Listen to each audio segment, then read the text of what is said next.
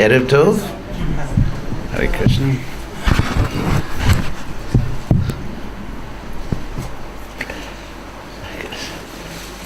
So we'll begin. Showtime.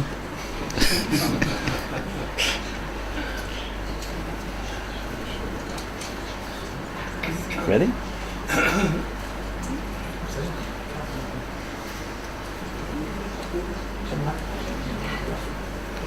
Yes, we are ready. אנחנו משדרים עכשיו את ההרצאה תהיה משודרת לכל העולם. שלוק. נתעסק בכמה דברים טכניים, אבל לא So, toda rabah.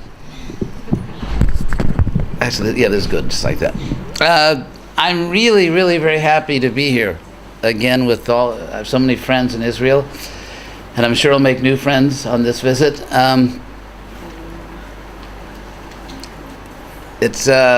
Israel's such a wonderful country, and actually this program here, and the devotees are famous now around the world. I was here 2 years ago, and we recorded some programs, and just like we're doing now, actually, it's going around the world. And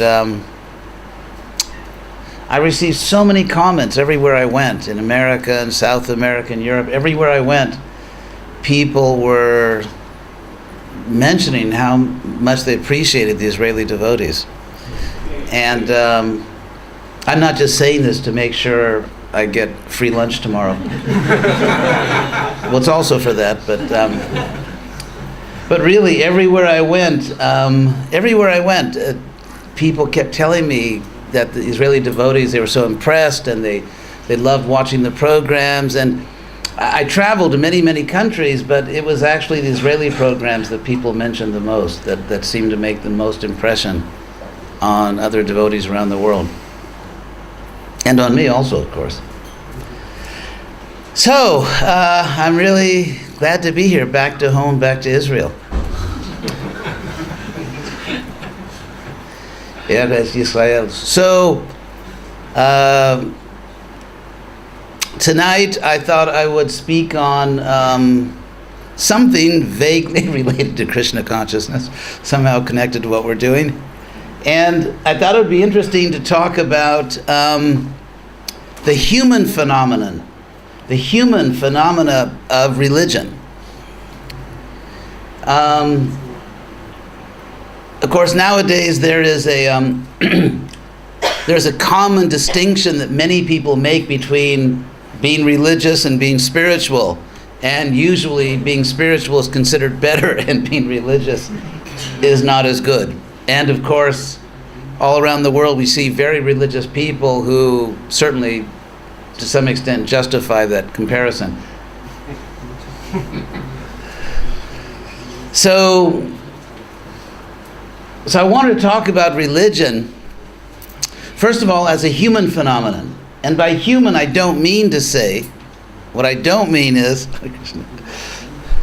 that all of the philosophical or theological claims of a particular religion are simply human inventions. I think the situation is more complex than that. And so, another scholar here, Ishvara Krishna.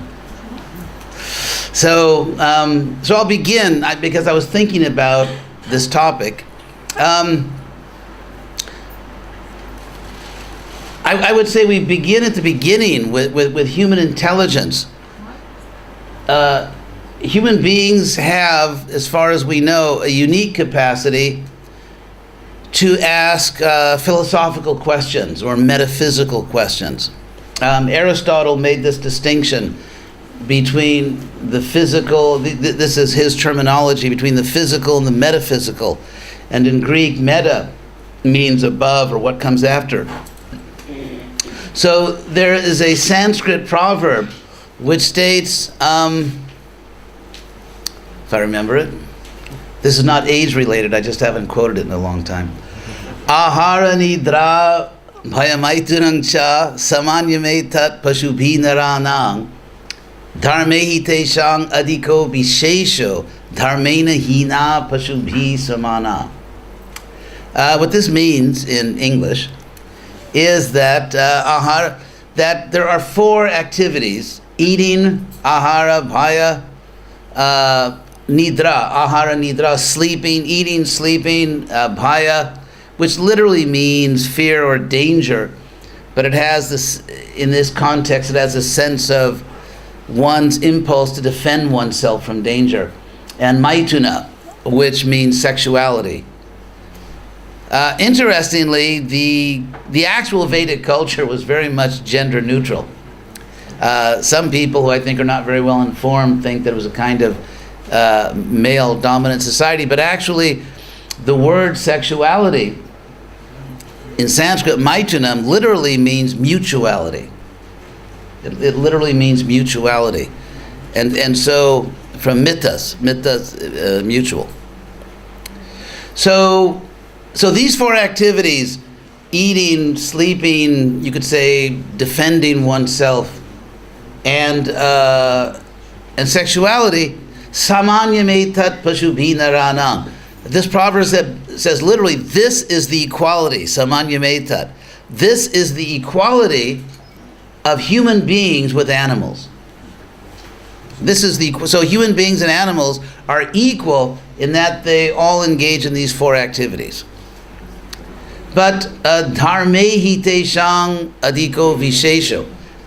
At the same time, human beings have a specific superiority. It's interesting because the idea here is that human beings are not generally superior.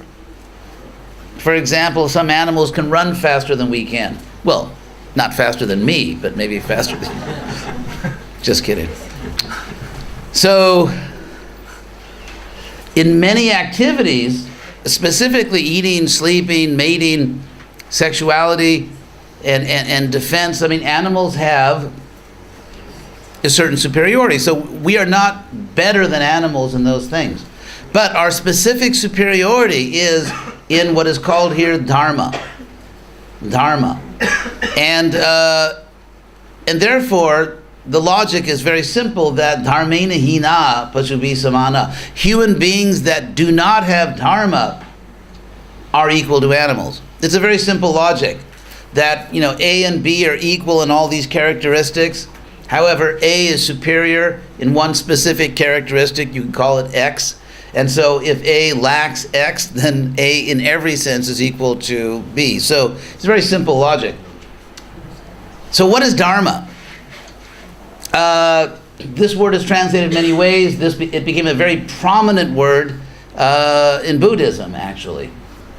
In fact, in a sense, if you look at the historical Buddha, the extent to which we can recover the historical Buddha, it's like trying to recover the historical Jesus, only almost worse, because it was 500 years before Jesus, and the first serious biography of Buddha was written about 500 years after he lived. So you can imagine what a problem that was. In the case of Jesus, it only took about 2 or 3 generations. So that was also a problem. Anyway, so Buddha, in a sense, radically simplified the approach to, you could call it metaphysical progress. By metaphysical here, I mean, going back to that verse, that we have obviously physical bodies and we have physical needs, and that's just the way it is.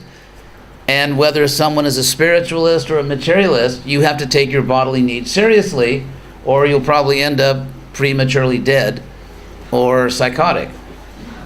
And so, it was some serious problem. So, in fact, Krishna talks about that in the Bhagavad Gita, that you have to take seriously your human dimension, the fact that you have a human body. At the same time, we have a metaphysical dimension. For example, Israel, Americas, nowadays most countries in the world have democracy. Democracy is based on a very clear metaphysical assumption. It's interesting because around the world now the sort of like the standard form of government for civilized countries is secular democracy. However, democracy is based on a philosophical assumption, which is metaphysical, namely the assumption that we're all equal. Because if we're not equal, why should we all get one vote, right? So equality, if someone says we're all equal, doesn't matter what race or what religion, we're all equal, there's a very simple question someone could ask, which is, how do you know? How do you know we're equal? You can't empirically prove it. Every conceivable empirical test that you could give human beings would tell you every single time that human beings aren't equal. You can give intelligence tests, you can test people's artistic ability, athletic ability, anything, and you'll find that everyone is not equal. So our governments, our justice system, our sense of morality, interestingly, is not based on empirical science. It's based on something which is empirically absurd, but somehow we believe is true, and that is that we're all equal. So if we are right, if we are actually equal in some way, what that means, obviously, is that we all live in a bi-dimensional universe. Those are angels confirming what I just said. Yeah, everyone trying. I have a phone, but I don't turn it off because no one calls me in Israel. Except Gun Avatar and Tony, and they're here right now, and they probably won't call me during the lecture. So, take another example. Let's say someone kills an innocent person, such as in a terrorist act. Someone just kills innocent people. And basically every sane person in the world sees that as evil. Now the simple question is it really bad? Is it really bad to kill innocent people? If you are a serious, logically consistent materialist, you would have to say no. I mean, that's kind of monstrous, but you would have to say no logically. The reason that philosophical materialism means that all that's really real is matter, and all that we can really know objectively is matter. And since values, moral values, such as it is wrong to kill innocent people, that's a moral value, and therefore it is entirely a metaphysical object. The evil, by the way, the Scottish philosopher David Hume brought this up among some of the, anyway, won't talk about Hume. I'll give him a break tonight. So, but the point is that the evil of killing innocent people is not something that you can hold up and point to empirically. It's metaphysical. So if you believe that it's really wrong to kill innocent people, it's actually objectively wrong, and then you live in a bi-dimensional universe. You live in a bi-dimensional universe.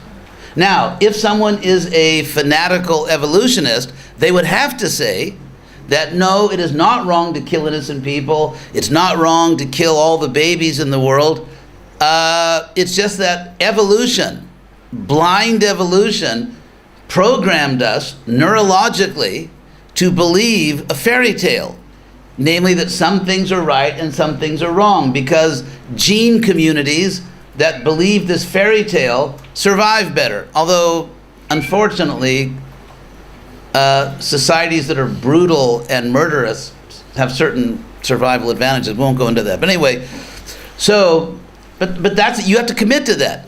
So if someone says that all that is really real is material, you are basically committed to a world in which it's not wrong to kill innocent people, there's no such thing as equality, and justice is just a fairy tale. Because that's the world you get logically. Of course, someone may not be concerned with being rational. Someone may not be concerned with being logically consistent. But if you are, if you would like to be, or want to remain a rational human being, then you have to understand the consequences of the philosophical position called materialism. Those are the logical, inescapable consequences. Now, people realized that a very long time ago. It's not that I just revealed something that no one ever thought about. And so that's only one of the reasons for which, as far back as you go in history, thousands and thousands of years, people understood that actually we do live in a complex universe which is bidimensional. There is a physical reality and there is a metaphysical reality, that certain values are real. Not only that, there's another reason why people from the beginning of time, if there was such a thing, developed certain metaphysical worldviews, which later, and I'll go into that, because of, I think, sociological principles became sort of formalized into what we now call religions. But the fact is that the idea of belonging to a religion is a later development historically. It's a later development. For example, in the Mahabharata, if any of you know that ancient text Mahabharata, one thing you may find interesting, or you may not have noticed, is that there are no organized religions in the Mahabharata.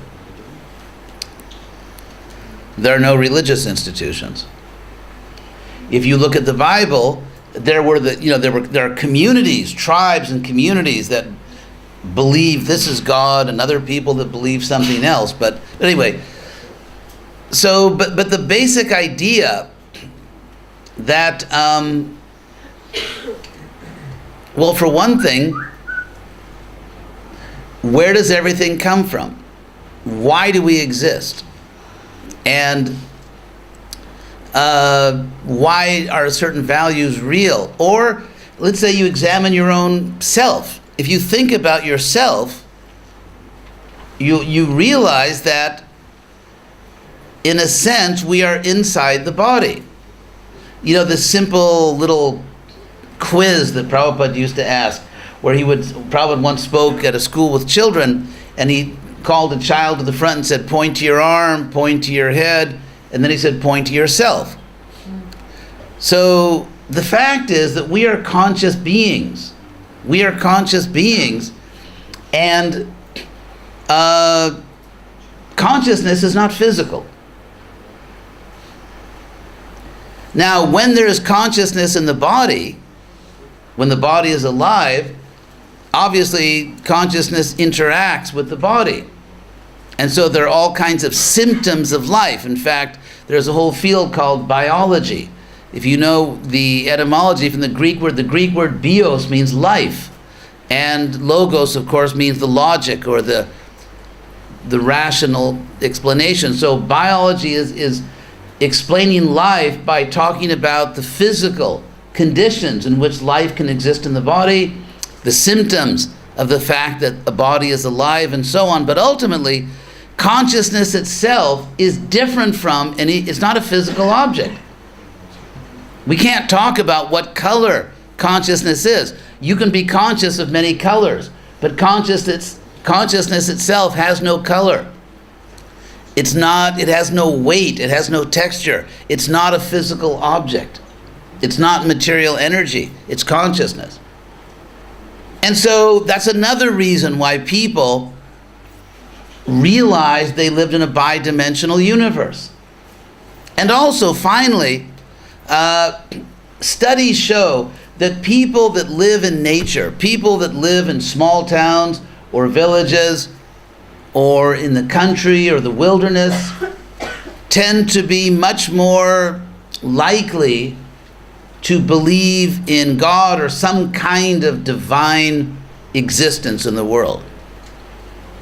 And that, there have always been atheists. Like there was Democritus among the ancient Greek philosophers, and there was Charvak among the ancient South Asian philosophers, and so on. So it's always a position. There's always someone in the crowd that just says, no, you're all wrong, there's nothing. There's always someone that's going to say that. But atheism as a significant piece of the intellectual pie is something that you tend to find in cities, not in the country. In fact, even if you look at the Greco-Roman world, the classical world, one of the main features of it is, as any historian will tell you, it was a very urban culture. It was a sophisticated urban culture. So people that actually are in touch with nature on a daily basis, on an hourly basis, people that actually live in the natural world tend to understand very easily that there's more out there. There's something behind all this.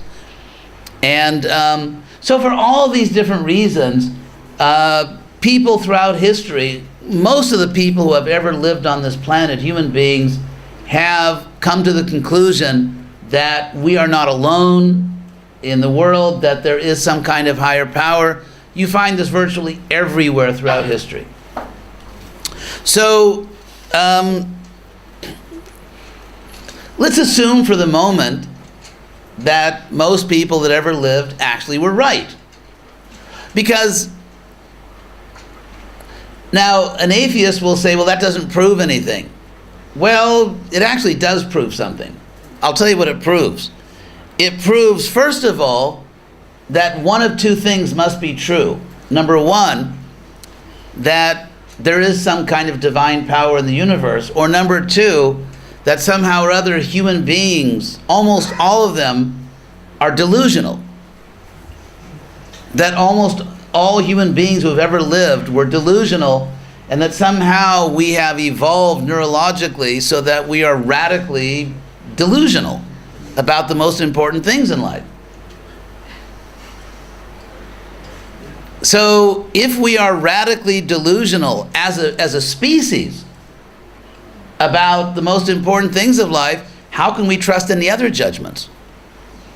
For example, so if you put forward a theory of radical skepticism about human awareness, there are consequences. You may not like all the consequences of that theory. For example, I'll give you one consequence. That most people that ever lived believed that there's a real world out there. Because a philosopher can say, and philosophers have said, because, there are, anyway, I won't make any jokes about philosophers, but some philosophers have said, they've put forward this idea which is called, in Western philosophy, solipsism, which means that we actually can never know if there's a real world out there. Don't take this too seriously or you may need psychiatric treatment. But anyway, I don't want to push anyone over the edge here. So, but solipsism is the philosophical position that all you could ever really know is the content of your own mind. And you have no way of proving that there's an objective world outside your mind. Because even if you say, well, look, there's a cup, that's called circular reasoning. This is a real cup outside my mind, only if it's true that there's a real world outside my mind. So circular reasoning means the very thing you're trying to prove, you give as evidence for itself. So instead of having an argument which proceeds, you could say, in a straight way, so that you have premise, conclusion, you actually have the premise is the conclusion. So it just goes around and around. And that's called circular reasoning, and in logic it is it's a red card. So now, fortunately, I think probably everyone in this room believes there really is a world outside our mind. If not, we'll talk to you after the program and try to help you. And we'll give you a big plate of food also. So, but what's interesting is that if you say that the fact that most human beings that ever lived were convinced that they could experience, or they had good reasons to believe that there is some kind of divine power beyond the human realm, if you think that massive testimony massive testimony means nothing, then the idea that there's a real world out there, that testimony also has to be doubted. And if that testimony is doubted, what is the position of empirical science? Empirical science suddenly becomes simply someone's idea.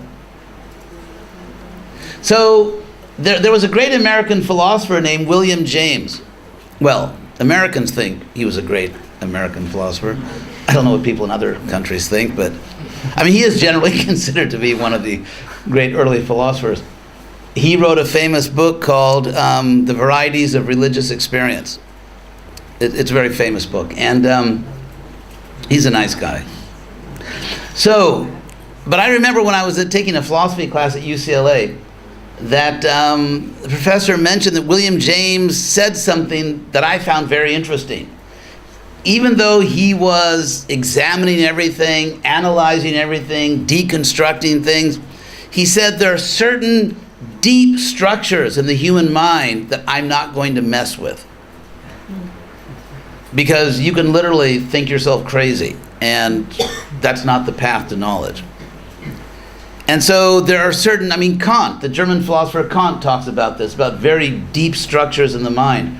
And so just as our understanding that there's a real world outside our mind, it goes to the deepest level of human cognition. I'll give you an example. Hope you don't mind all this philosophy, but it's, I guess it's an honest way to make a living. I could be doing worse things, so. For example, consider the experience that we all have, not every day, but many days of the week, that we go to sleep, we dream, and then we wake up.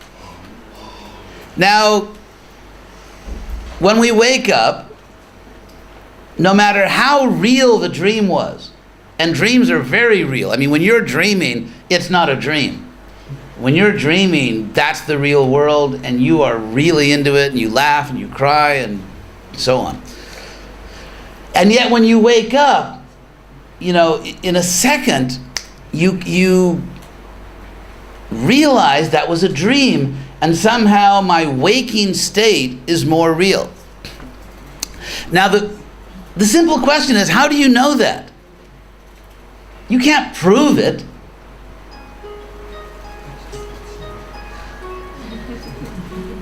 No, the dancing comes later.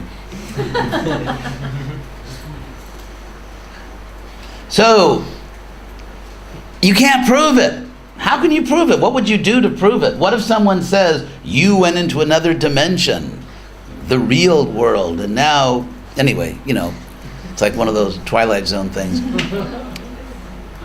And yet, everyone realizes, no, my waking consciousness is more real than my dream consciousness. In the same way, and this is the point I want to get to, and then I'll get on to religion, as opposed to spiritual knowledge. When people have, quote unquote, a spiritual experience, when people have spiritual experiences, or an experience of God in whatever religion,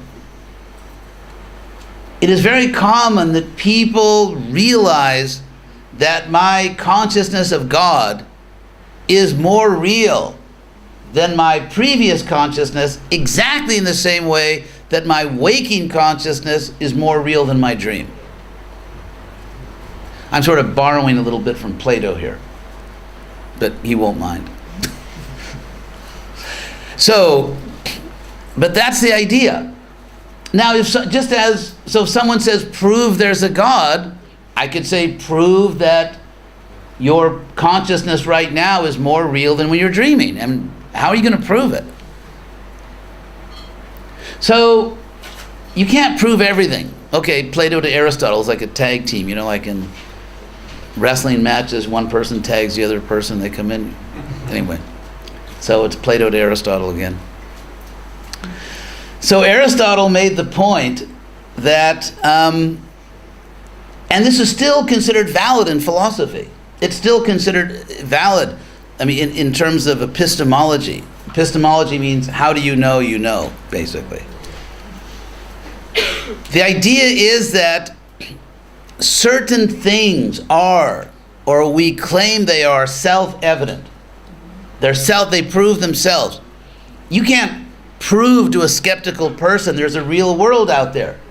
A scientist cannot prove and doesn't even try to prove to skeptical people that there's a real physical world, that the laws of nature are uniform in certain ways.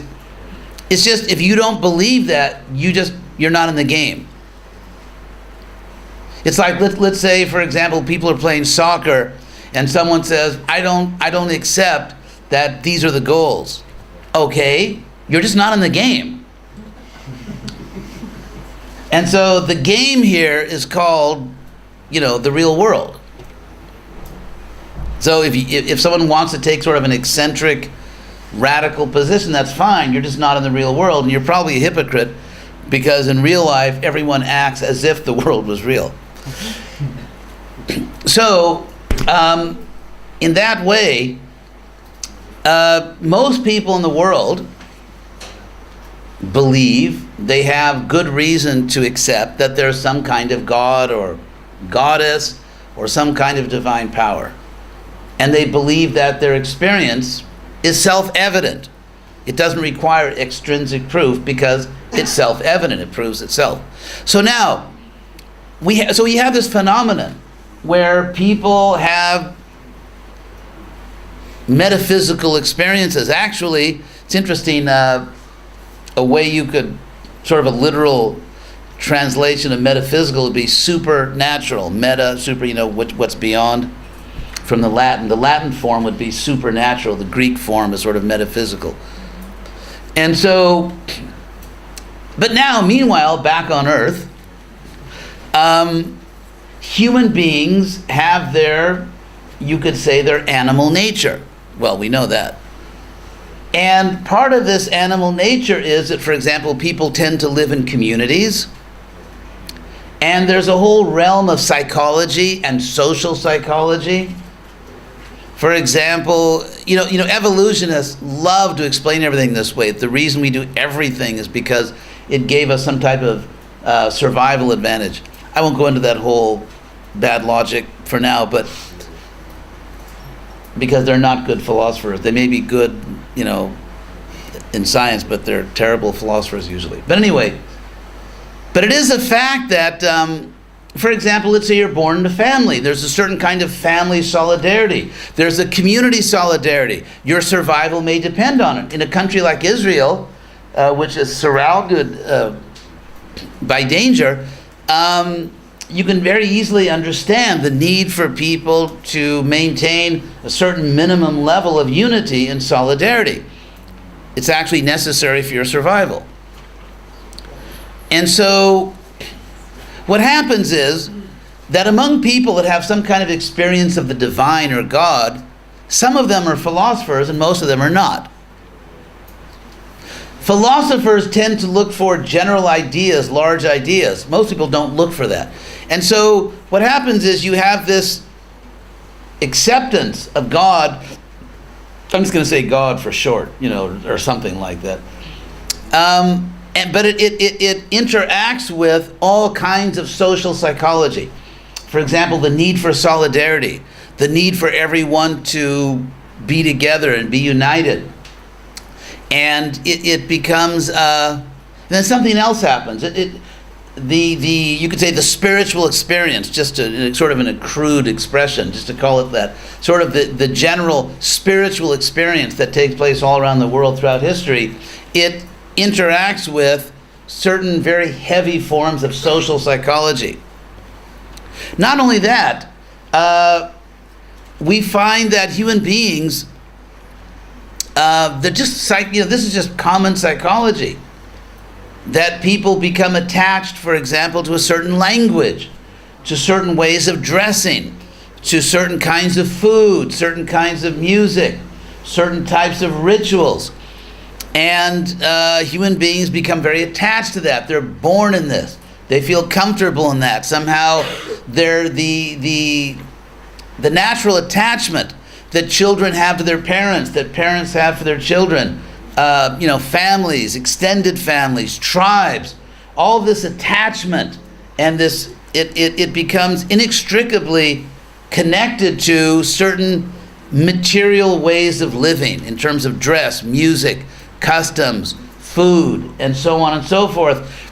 And also people express their religious ideas or spiritual ideas in terms of certain forms of dress, certain kinds of food, certain kinds of music, architecture, and so on. And so you get the formation of these human religions. I mean, you could say that at the core of it, at the center of human religions, you have some kind of spiritual experience. But that spiritual experience often becomes overwhelmed by the whole human side, the external culture, the sense of solidarity. This is our tribe, this is our people. And the original spiritual experience is kind of buried, it's just buried, and often even forgotten, so that it's not even really the point anymore. So I've tried to give a little bit of in terms of social science, in terms of history, philosophy, tried to give a little picture of where this dichotomy comes from, where this duality comes from between religion and spirituality. And so, any questions on that so far? I'm just trying to build a certain logical idea here. Anything on that so far? Because I was about to move on to another topic. And, yes. Oh. Why is it that even if a person might believe in God and might believe that he has a spiritual nature, still, why is the tendency not to believe in God, or not to go on a spiritual path? What makes a person believe that there isn't a spiritual realm? Did everyone hear that? Everyone heard? Amazing acoustics. Okay. So,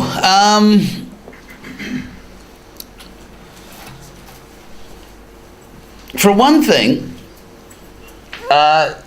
in the modern age, there has been a lot of material advancement. And people who believe just because they want to relieve their suffering, if they're doing well, then it becomes unnecessary. And there's a type of humanism, because there has been a lot of progress. It's kind of like, how should I put it? It's kind of like the enthusiasm of the neophyte, someone that just got some money. Let's say someone that was always poor and suddenly got some money. That person becomes very enthusiastic and thinks, I can solve all my problems because I have money, right? People win the lottery. And then people who have always had money know very well that it doesn't solve your problems. I mean, it's good. I'm not going to give away my money, but it's nice to be able to live comfortably and with security and all that, so I'm totally pro having enough money. But the point is that, but beyond simply the security and the comfort that comes with having enough money, people who just get it for the first time, there's a type of this extreme enthusiasm. People who have had money for a long time know it's nice to have money, but it's not enough to make you happy. You need more in life. Or it's just like, for example, a typical, in fact, there's a word in English, sophomoric. Sophomoric comes from the word sophomore. Sophomore is like a new student at the university. First year is freshman, second year is called sophomore. And so sophomoric means that, I remember when I was young, I was 17 years old, and I went to the university and then in LA, then I went to Berkeley, and I thought I knew everything, because for the first time you're kind of learning sophisticated things and big words, and there's that sort of, immature, naive enthusiasm of the new student that thinks I know everything.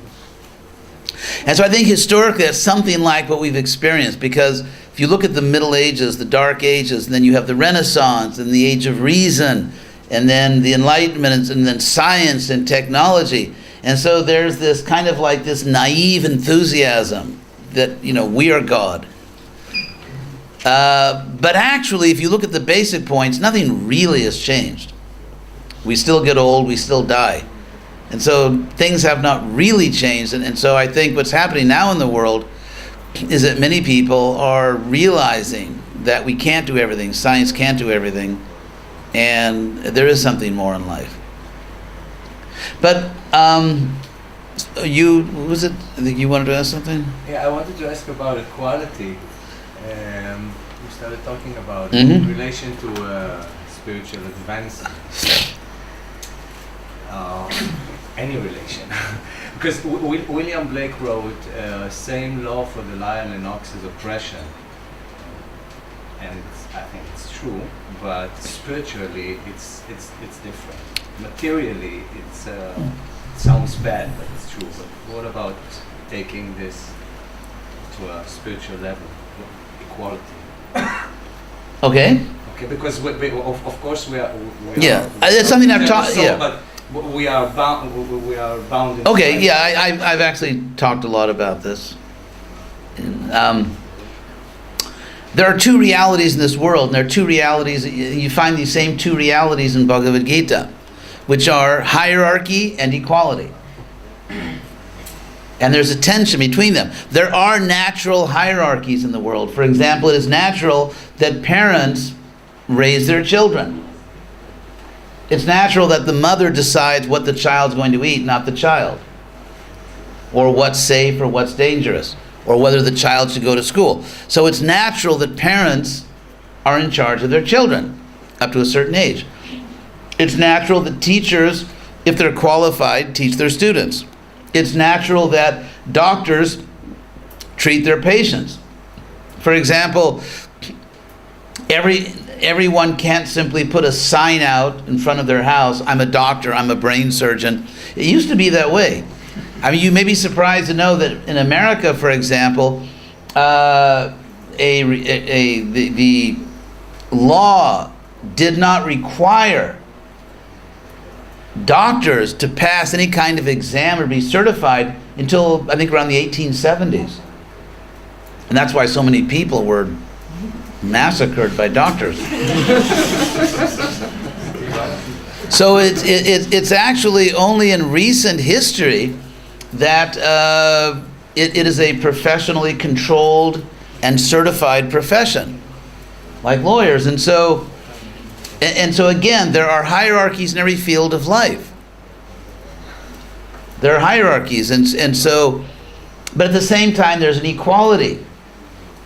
Say democracy, or even on the spiritual level, an equality of all life. So there's this tension between, and you find it, for example, in America now. We have, anyway, I'll control myself and not talk about our president. But, Wow. yeah, it is kind of makes you proud to know that you have a barbarian in charge of your country, but it's not a reason to be a proud American. So, but it's interesting because you like in political tensions, you get liberals that say, no, we should give everyone equal opportunity, and we should, maybe some people will have more money than others, but we should not allow these differences to become too great. And then you have these social Darwinists, these people that just think, no, survival of the fittest, and if you lose, you lose. And so it's really this tension between hierarchy and equality is the basis of most political tension. And say in a spiritual movement, it's very interesting because in a spiritual movement, say like the Hare Krishna movement, there are hierarchies. There are gurus and disciples. There are leaders and followers and all that. And at the same time, Krishna's teaching in the Bhagavad Gita, he does teach that hierarchy, because Krishna, for example, says in the Gita, Chaturvarnya Mayasrishtam, that I created the Varna system, the social hierarchy, but at the same time, Krishna emphasizes equality. For example, he says, Pandita Samadarshana, Those who are truly wise see all creatures equally. Krishna says that samohang sarva bhuteshu, I am equal to everyone. And samak sarveshu bhuteshu mad bhakting labate param, that you can only achieve the highest love of God if you are equal to everyone, like I am equal to everyone. So there are many, many statements. Krishna says, samatang yoga uchate, that yoga is defined as equality. And the word yoga here means, of course, disciplined spiritual practice. So equality is a very big thing in the Bhagavad Gita. And so we have this tension between hierarchy and equality. Now, it turns out that the hierarchy is external. It is a hierarchy of bodies, because let's say someone is a mother or father, someone is a child, and so therefore there's a hierarchy. But it's external. The hierarchy is external, whereas the equality is internal. It's the soul, and it is the equality, not the hierarchy, which is eternal. And Krishna says those who are truly in goodness see this. That, what is that, 1820 in Bhagavad Gita, where Krishna says that, actually I'll read it to you because I happen to have it on my computer, unless you have a Gita here. Intelligence and goodness. No, that's 1830. That's 1820. I'm talking about jnana. Knowledge, not knowledge in the one. Yes. You can say I'm very tech savvy, as they say. I can actually open a file. It's amazing what a guru can do.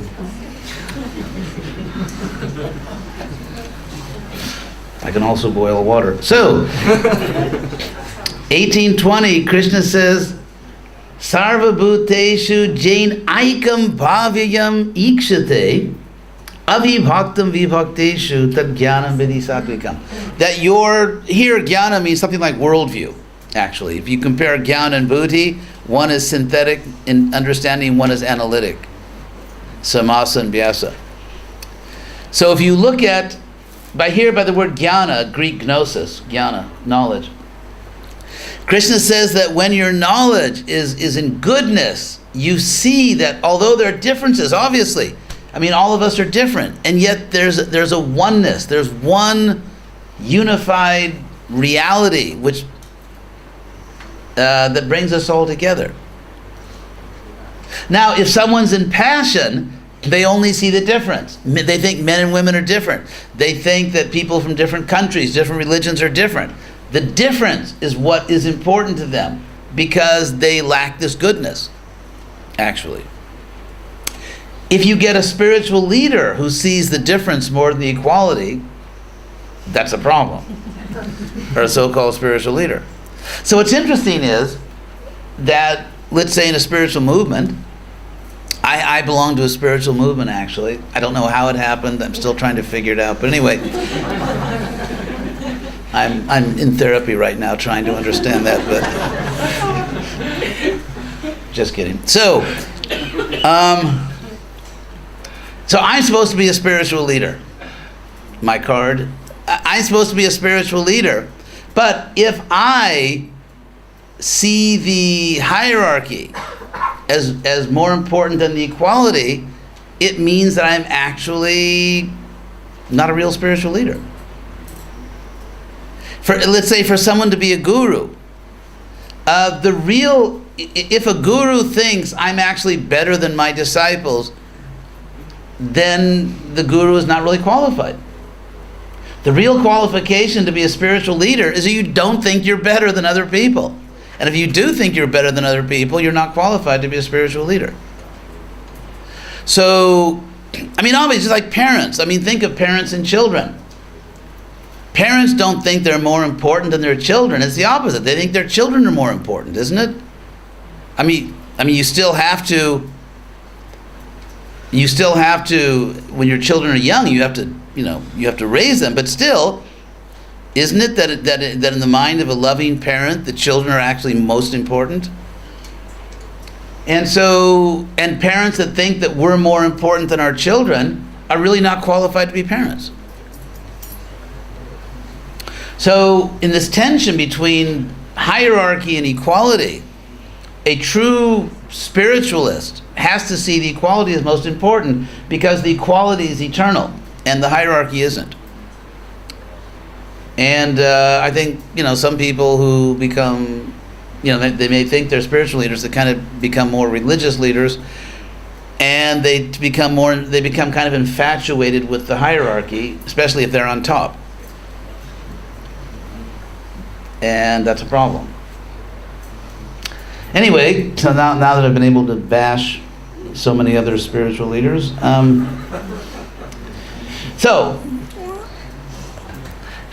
just to wrap this up, I wanted to add one more point, sort of one more section onto this discussion to kind of give it some logical completeness, and that is that so you have this phenomenon. You have people basically, if let's just say it's true that we're actually eternal souls, and that's why we are always the same person, even though the body is changing, child, adolescent, adult, the body's changing, but it's always you. You're the same person because you're not the body.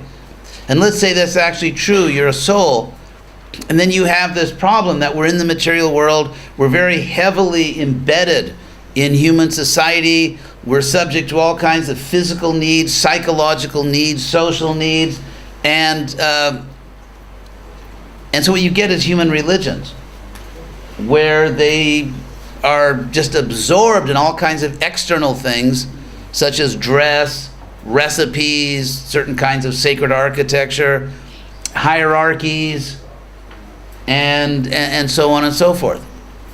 So how do you navigate this? Because if spiritually minded people don't work together and organize, the bad people, the bad guys will win.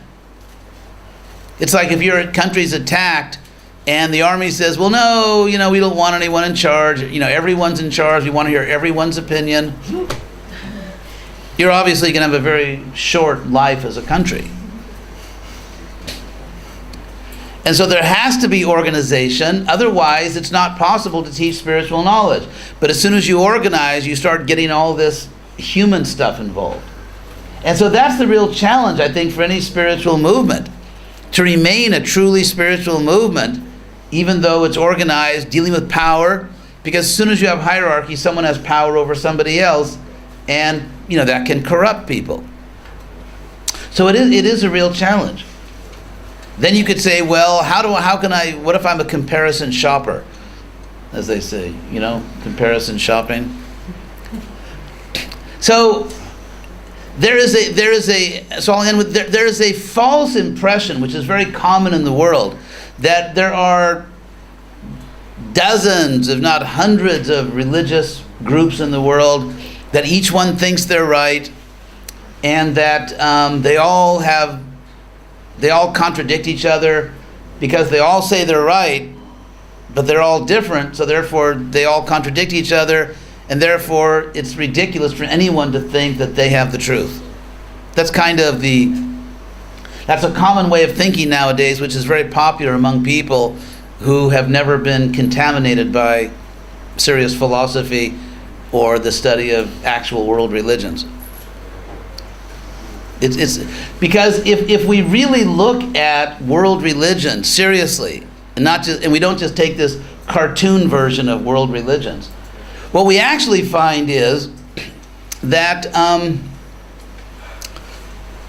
in world religions, you tend to find disagreement on a dogmatic level, not on a theological level. I'm going to give you a simple example. Krishna spoke the Bhagavad Gita to Arjuna. So that is a specific, detailed historical claim that approximately 5,000 years ago, there was a person named Krishna, and there was a person named Arjuna, and they talked to each other. And Krishna said, I'm God, and Arjuna believed him, and ever since then, a lot of other people also believed it. So, that's a specific historical claim. Now, let's say you take Buddha. Buddha appeared thousands of years later and taught something else. Or you take, let's say Jesus, or you take Muhammad, or you take someone like Moses, the lawgiver. So these people all appeared in different parts of the world. They spoke different languages, and to some extent, they each had their own unique teachings. But if we go deeper, if we go beneath the surface of historical details, what did they actually teach? We find remarkable similarities. And so again, the historical details are different, and fanatics will never agree. If someone says, this is the only way, and someone else, that is the only way, they can never agree. But in fact, it's not the case that in the history of religions, every religion claims it has the only way. If you look at Christianity, they certainly claim that. Not so much anymore, actually, thank God. I mean, there's still fanatics that kind of haunt the earth. But, and in Islam, even in Hinduism, I mean, there are people who are fanatics. However, if you look at the religions, all world religions only came from two parts of the world, the Middle East and South Asia. Buddhism and Hinduism came from South Asia, and the Abrahamic religions came from the Middle East. So what you find is that in India, which was not a tribal society, it was actually, a very ancient agrarian society with a sophisticated intellectual tradition. They were not religious fanatics. If you look, so first of all, the idea that every religion claims that only we have the truth is historically false. It's historically wrong. What you find in South Asia is, going back thousands and thousands of years, people understood that the same God is present in many places and called by different names. So that's the first thing. It's not true that religions tend to be fanatical. Secondly, there are three basic things that religions have to explain. And that is nature. What is the physical world, the earth? Number two, what is the soul, if there is one? And number three, what is God, if there is one? And so, in Sanskrit, this is called Tattva Traya, or the three fundamental principles. So if you just look at how, let's say, theistic traditions describe God, what you find is, it's basically the same. Basically what a philosophy professor I once had called a triple O God. God is omniscient, God is omnipotent, God is omnibenevolent. In other words, all good, all knowing, all kind. Now, you find this exact same claim in so many, practically in all the theistic religions. So, not all of them. I mean, anyway, I won't go into Gnosticism and Manichaeism. They're kind of weird things, that offshoots. But in terms of the religions that survived and became theistic world religions, they all basically say the same thing. Philosophically the same thing. They make different claims about when God appeared, or when the Son, or the prophet, or this or that. Yeah, they argue about those things. But in terms of philosophy, they're saying the same thing. Or about the soul, the fact that there's an eternal soul. So, therefore, if we agree that a religion has to explain, or a spiritual tradition, these three things, nature, God, and the soul, then you can actually study this. It's not a question of, which dogma do I choose? They say they're right, they say they're right. We can actually look at this philosophically. To give one example, and then I'll end with this, and then you can ask more questions, or not ask questions so you can eat. But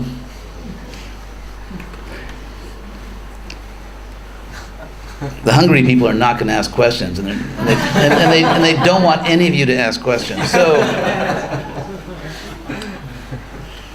there was a great medieval philosopher, theologian, Christian in the late Middle Ages, called Anselm. Bless you. Gesundheit. Yeah. Anselmo. And he gave what is called the ontological proof of the existence of God. This is very famous in the history of Western philosophy. And the argument goes something like this. He said, God is that being, than whom Sorry for the twisted syntax. God is that being than whom no greater being can be conceived. I'll put it in more simple English. God is that being that is so great that you can't think of any greater being. If you can think of a greater being, then this guy here is not God. So it has to be, in other words, the greatest possible concept of God is the most true. Now, he was simply trying to prove that God exists. Because, and then he had this trick, it's like a philosophical trick, where he said that if you say God doesn't exist, I can imagine a greater God, one that does exist. Yeah. It's a philosophical trick. It's just a good trick, and atheistic philosophers are still struggling with it. But anyway, but it is.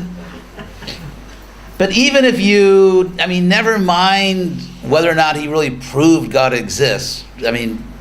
Apart from that, if you accept that the basic idea is true, that if God is infinitely great, here's the logic: if God is infinitely great, then the greatest conception is closest to the truth.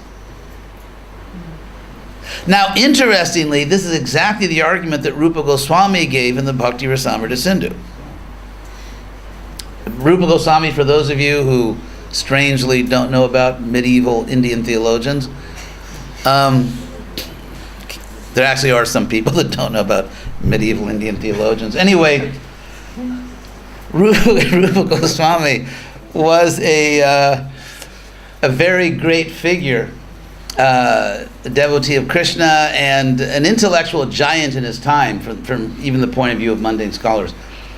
And so he gave an argument in this work, Bhakti Rasamrita Sindhu, Nectar of Devotion, that Krishna, that at least if you look at the pantheon of Hinduism, pan in Greek means all and theos God, so just like the whole lineup, the whole collection of gods, the pantheon.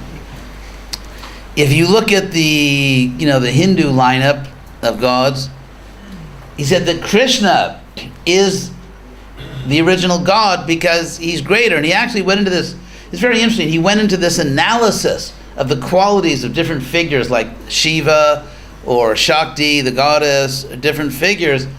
And he was using an intellectual, he was using a typology which was accepted by intellectuals of his time.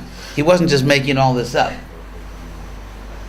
And he showed that Krishna actually has more qualities. And so it's interesting, he was using, I'm sure without knowing it, a variation of Anselm's argument. So, and the reason I bring this up is because something you can actually do at home. You don't have to pay a Hare Krishna to do this for you. You can actually do it in your own home. As if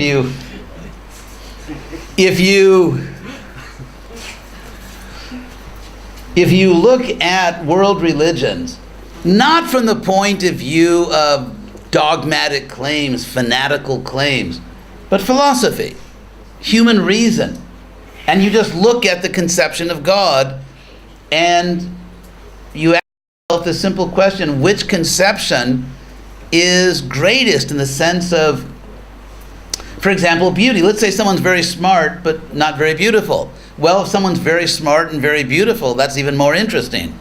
And that person will probably get more invitations to parties or something. So basically the six opulences, as given, let's say there's beauty, there's strength, there's wisdom, there is knowledge,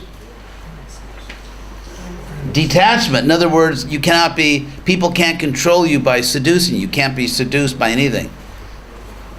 So you can actually study philosophically and in that sense scientifically. The real problem, imagine if, let's say in the field of medical science, what if medical science was all nationalistic?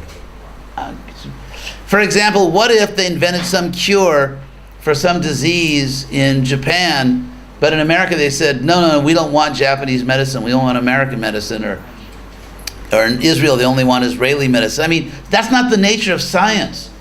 Israel it's an amazing country, and just in terms of its scientific achievements, which is, it's amazing. Such a small country, everyone knows that. So, the point is, if something is discovered in Israel, and many things are discovered in Israel, including really great walking sandals, among other things, not only the Iron Dome, but also walking sandals. So the point is that when something is discovered in Israel, the whole world takes advantage of it. Maybe except the really stupid people, but any rational human being will take advantage of it. It doesn't matter where something comes from. So, same thing with science. Religion has to be put on the level of a science where there's debate and you can test things. It can't be kept on this level of fanaticism and ethnicity. It's like an ethnic characteristic. Because spirituality will only advance in this world if it's put on this rational scientific basis. That's really why the world's going to hell. Because it's like if the only food in the market is bad food, everyone gets sick. And because religion in general is being dealt with in a very unscientific way, there's no advancement. It's not advancing. Spirituality is not advancing the way it should because it's being dealt with fanatically or ethnically or racially and not scientifically. So that's the point. That's what we're inviting you to do. To, first of all, consider this whole topic of spirituality as something which you should do as a rational human being. Because assuming that you don't believe that it's okay to kill innocent people or, and all that, then, we all do live in a bi-dimensional universe. We have a material science. Where's the metaphysical science? That's the imbalance. There's like unlimited material science. Where's the metaphysical science? So that's what we are claiming is a contribution of this ancient culture. And it really doesn't matter where it came from. It doesn't really matter how people dressed in that country or, what kind of architecture they had or what kind of musical instruments they played. That's like really irrelevant. The real point is the science, the spiritual science, and that's what we're trying to present. Cool. Swami dude. So thank you all very much for your attention. And is there time for questions or not? Yes. Someone has got some questions? So what's the difference between spirituality and religion? Spirituality is what I do, and religion is what other people do. Okay, here's the difference. Gotta be careful, that's God.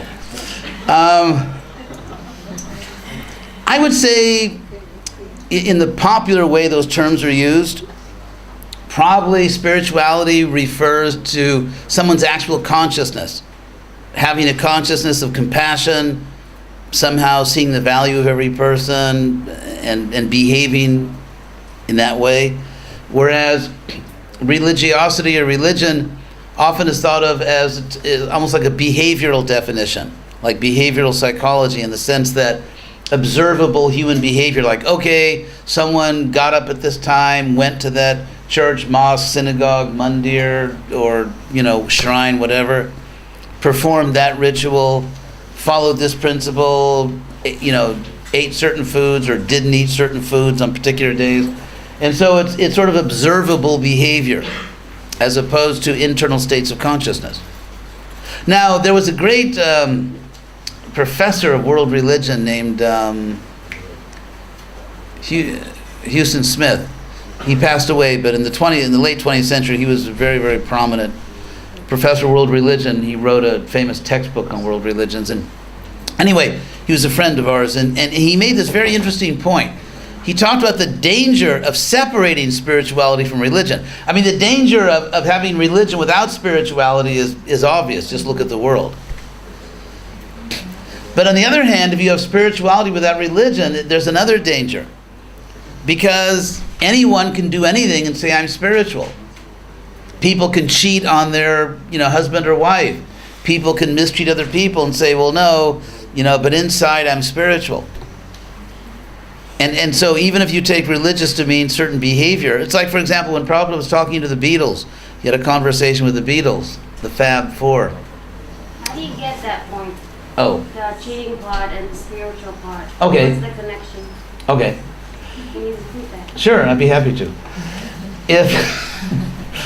If let's say someone actually is in spiritual consciousness, Okay.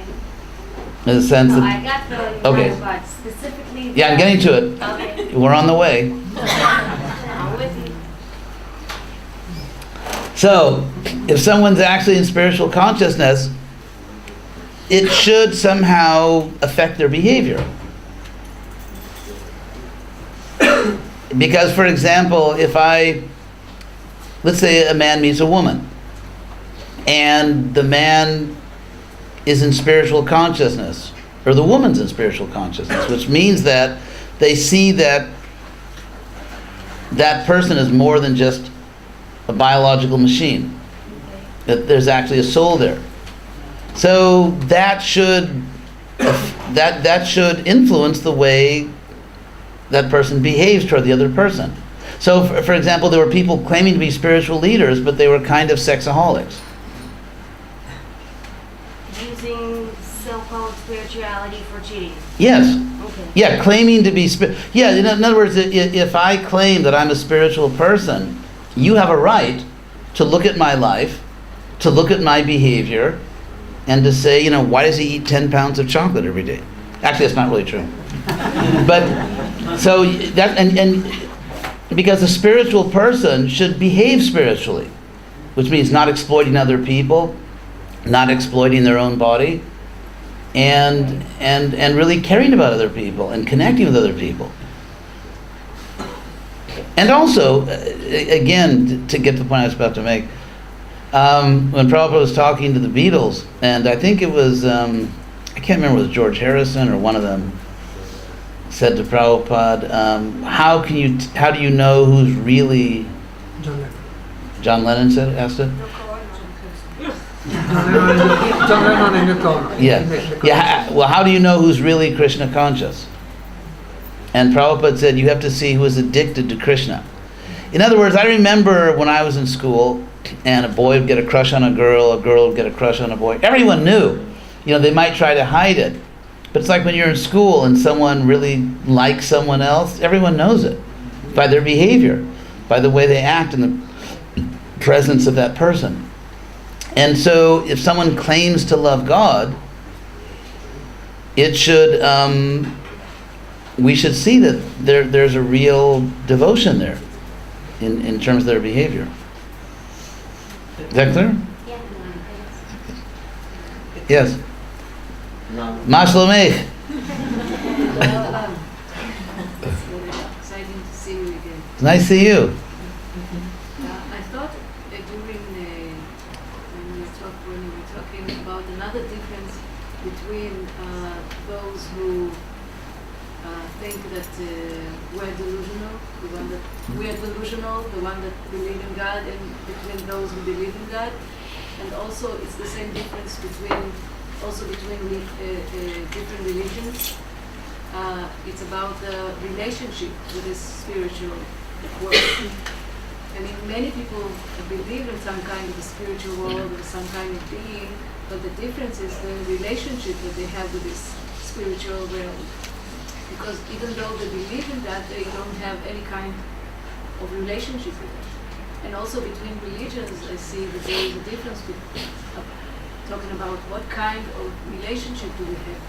Maybe we see the same thing, what is God, what is the soul, and what is a material world, but the actual difference is what kind of relationship do we have with spiritual realm, and what kind of relationship the spiritual realm has with us. Yeah, actually. This is a great step that many of us can't do. Well, it's interesting because it's. Oh. Okay. I'll repeat it. Tell me if I get it right. Okay. You were asking about one of the things. One of the important issues is what kind of relationship do we have with the spiritual realm, or that realm with us, in different religions. I think that's very similar to the point I was just discussing with this young lady, in that if I really have an experience of that spiritual realm, it's not just some doctrine I I believe in. But if I really have an experience of it, then that should, to some extent, detach me from this world. It's like if a guy and a girl get together, but the guy still wants to call his old girlfriend 20 times a day, something's wrong. Or if the girl still wants to go out, so it's like when you're really attached to something, when you really love something, that's it. That's it. That's the relationship for you. And you commit. When people that don't commit to a relationship, it's because they're not really there yet. But this is where the triangle gets short, Many people believe in some kind of... Right. But not many people have a relationship. Well, but that's another important issue. If someone is teaching a particular path, like here is the best way to get to God, we have to see if it's really doable. I mean, does it really work?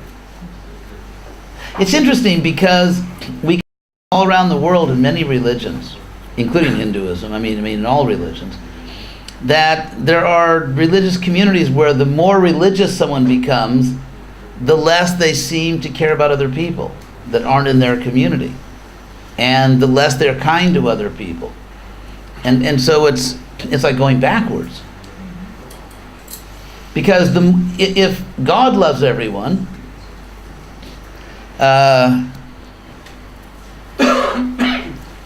so if God loves everyone, then the more you are connected to God, the more you will love everyone. So if you find a so-called religious path where the more serious people are, the more strict they are, the more they follow the rules, the more they don't care about other people, the more they don't like other people, that's crazy.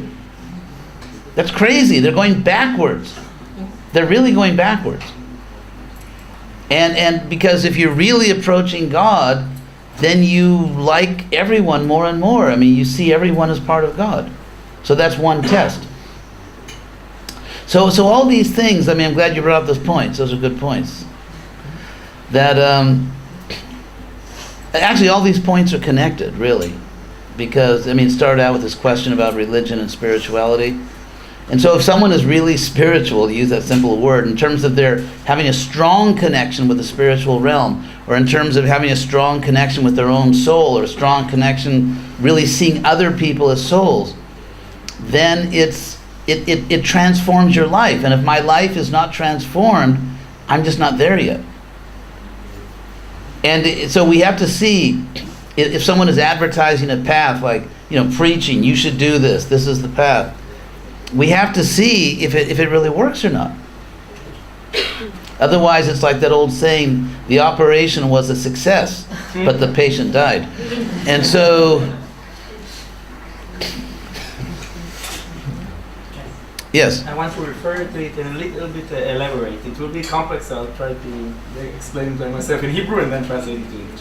But eventually, if someone doesn't believe in God at all, but he loves other people, super giving, whatnot, follows all the rules to be redeemed, without even believing in someone that truly believes, doesn't just do bad around him, so he won't be redeemed. Assuming all of us have connection with God, you don't have to be aware or even to address it if you do good or follow him without believing him. Yeah, Krishna, in the Bhagavad Gita, Krishna is not fanatical. That's the good news. God is not a religious fanatic. So what that means is, religious fanatics don't represent God, obviously. But to get to this point, so Krishna, it's very interesting because even if you look at,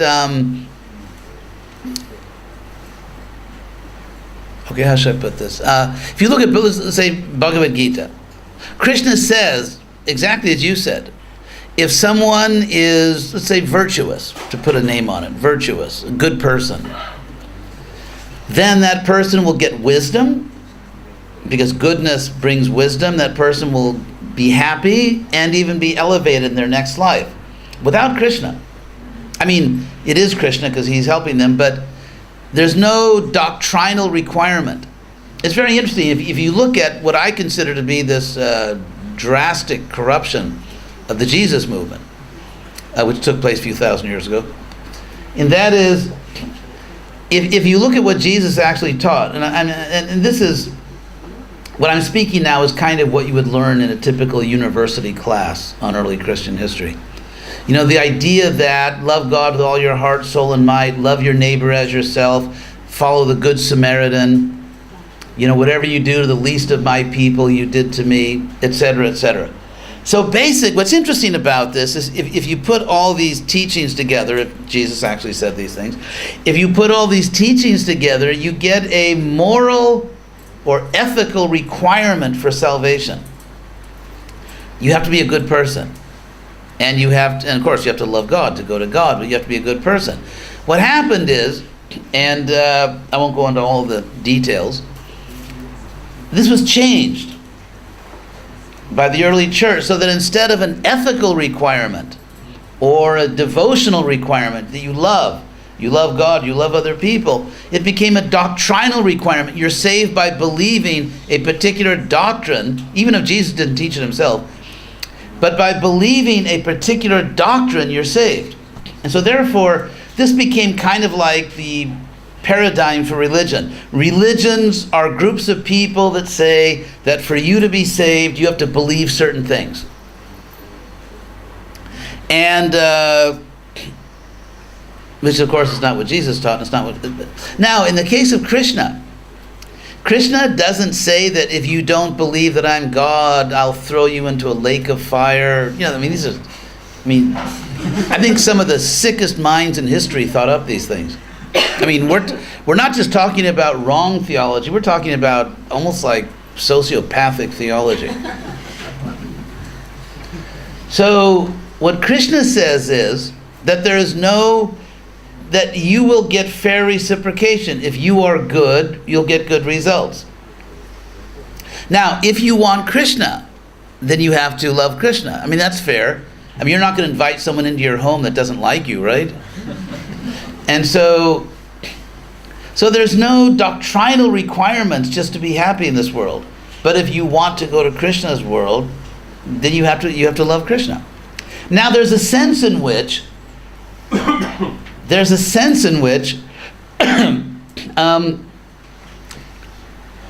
not accepting Krishna is a type of flaw. Not one that you'll be tortured for, you won't go to hell for it, you can even have a nice life in this world. Because if it is the case, let's just put this hypothetically, just to show the logic of it. If it is the case that, as Krishna says, everything comes from Krishna or from God, as the Brahma Sutras, Vedanta says, if it's actually true that everything comes from God, that means that everything that we appreciate in this world is actually coming from God. Also, you're non-believing. What's that? Also, you not believing comes from God. True. Absolutely. Krishna says that in the Gita. But it would have to come from God. Because if you are inclined not to accept God, and if Krishna did not psychologically facilitate that, then you would not have free will. So to protect your free will, you have to be Krishna reciprocates. But if everything is coming from Krishna, if that's the case, then whatever we're attracted to, let's say you like this world, the beauty of this world, but that's also part of Krishna. So you're really loving Krishna. In other words, even the virtuous person is loving Krishna without knowing it. And so attraction to anything, and by attraction, I mean there's obviously different kinds of attraction. There's a kind of attraction where you want to exploit something. And there's a kind of attraction where you just admire without the desire to exploit. For example, a man could admire a beautiful woman without the desire to exploit the woman. So any virtuous appreciation, which by that I mean it's not exploitative. You're not trying to dominate another person or exploit another person or even exploit nature. It's just innocent appreciation, is actually God consciousness, even if the person doesn't know it. And that's what Krishna teaches. So it is a stage of God consciousness. It's just a little naive because the person doesn't know where it comes from. So it's not evil, it's just naive. So, anything else we can help you with? Weather? Traffic?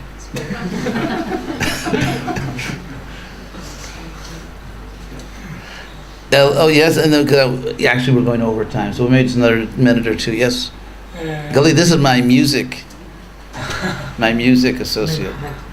You said that Krishna is not doesn't punish anyone for not believing, but he does say that the skeptical soul will go downwards, and he will cast him to lower species of life. No, actually he doesn't say that, thank God. If he did say that, then I'd be in trouble right now. No, actually, no, he doesn't say skeptical soul. What he says, I think you're mixing a few verses here.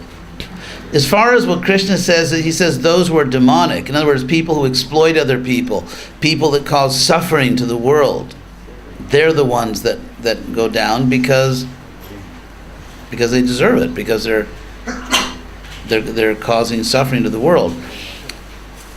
What Krishna says is that if you doubt the truth, you won't achieve the truth. That's obvious. It's like, let's say, there are people every day that die because they have this radical skepticism about allopathic medicine. I'm not, a cheerleader for allopathic medicine. But there are some cases where you need it. I personally have disciples of mine, fortunately not lately, but I have several devotees were disciples of mine who died in the final sense of the word, unnecessarily, because they had two religions. One religion was Krishna consciousness, the other religion was natural medicine. They had curable diseases that they would not treat by allopathic medicine. And so, imagine if you're God forbid, let's say someone's in a burning house and a fireman comes to save the person, and the person doubts that it's safe. Doubting the truth can be very dangerous. You can lose your life by doubting the wrong thing. And so what Krishna is saying is that if you're always doubting, what he says actually is Sangshayatma. In other words, someone who's just always doubting, then how can you find the truth if you're just predisposed to doubt, even when you don't have good reasons to doubt? We have a common expression, blind faith, right? Everyone's heard of blind faith. How do they say it in Hebrew? Yes, exactly. That's what I thought it was. So, not really. So, but there's also blind doubt. We live in an age that is prejudiced toward skepticism about spiritual things. So Krishna is saying, if you doubt everything, then how can you achieve anything? For example, how can you be successful in your career if you doubt that I don't think I can ever be successful, or if I go to college I won't do well. How can you achieve anything if you doubt everything? That's what Krishna is saying. As far as people that he really puts down, those are the people who are demonic and Two yeah, different things. yeah. Thank God. So I guess we'll end here. I want to thank Maharaj so far. So far, because you don't know what I'm going to do afterwards, right? So far, it's okay, but